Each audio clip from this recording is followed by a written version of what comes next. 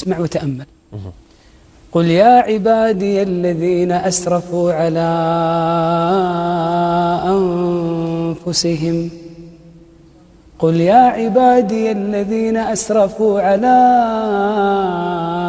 أنفسهم لا تقنطوا من رحمة الله لا تقنطوا من رحمة الله إن الله يغفر الذنوب جميعا إن الله يغفر الذنوب جميعا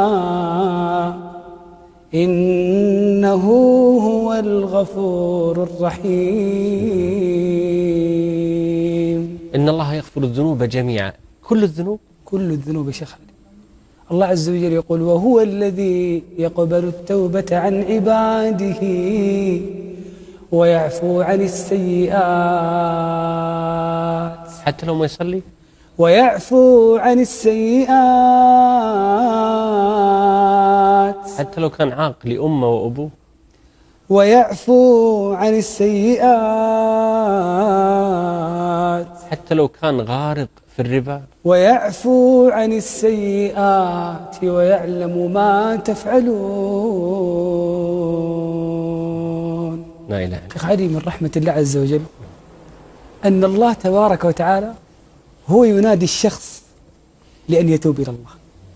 قالت رسلهم أفي الله شك قالت رسلهم أفي الله شك فاطر السماوات والأرض يدعوكم ليغفر لكم من ذنوبكم يدعوكم ليغفر لكم من ذنوبكم. يدعونا سبحانه، هو يدعونا.